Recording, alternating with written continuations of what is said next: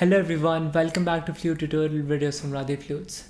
Now in this session, we'll be covering a very important topic for all the flute players, mastering octaves. Understanding to play different octaves is very crucial for developing your range and enhancing your musicality. Now if you remember, in flute we've got some limitations in all three octaves. In lower octave we can only play padhani. In middle octave we can play all the notes, sa re ga ma pa dha ni. And in the higher octave we can play sa re ga ma pa till pa, right? And pa is the only swar that can be played in all three octaves. Now mastering these octaves involves controlling your breath and adjusting your embouchure.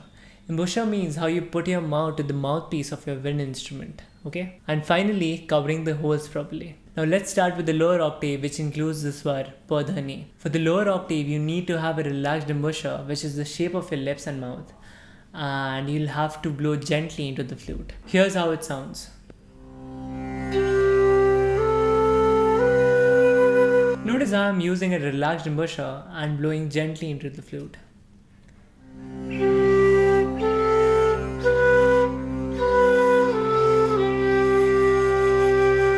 The only key to this is you'll have to blow very softly and cover the holes properly. The common issues that beginners have while playing a lower octave is that they produce a very weak tone or very airy sound in it. If you encounter the same problem, try adjusting your lips a bit and ensuring that your breath is controlled and steady. Next, let's move to the middle octave from the lower octave. Now here you'll have to increase your airspeed a bit, very slightly.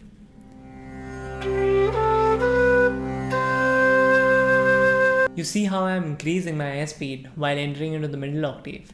And remember, your lips should be a bit firmer while doing it.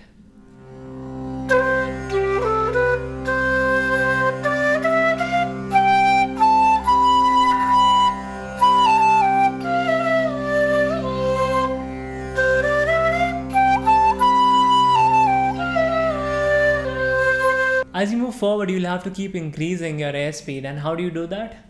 You'll have to decrease the area of your blowing part of your lips. Do you remember watering with the pipe example, how you used to block the area of the pipe, which used to increase the flow of water? Similarly, you'll have to make the blowing area smaller and make your lips a bit firmer while doing it.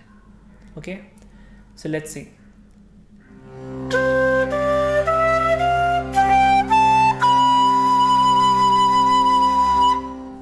Okay, and we all know the common challenge, which is the transition between ma to pa. You'll have to practice, that's the only key here.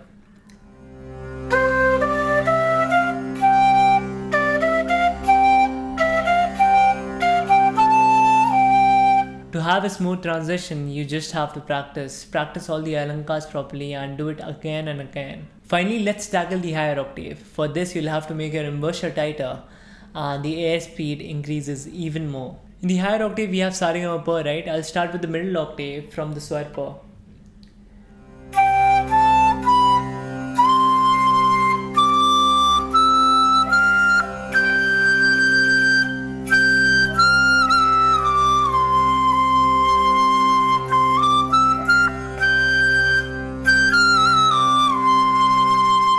As you must have noticed, higher notes require more airspeed and precise embouchure control. Now higher octave needs serious practice, and make sure that you're blowing all the swars very clear and should not be forced. If you're struggling, try to take it slow and gradually increase your airspeed, maintaining the control over your lips. Okay?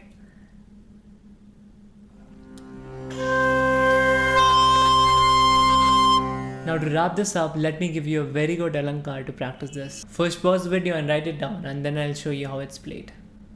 Now we'll have to practice this alankar with the metronome and set your metronomes at 50 BPM, which is beats per minute. Now I'll just be showing the aro of this alankar and you'll have to figure out the avro on your own. Here's how it's played.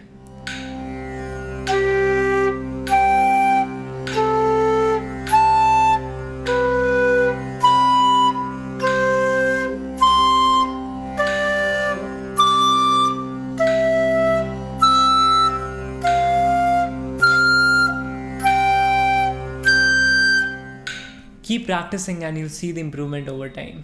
Remember, patience and persistence are essentials in order to learn this beautiful instrument. Okay, that's it. Practice well and I'll see you in the next session.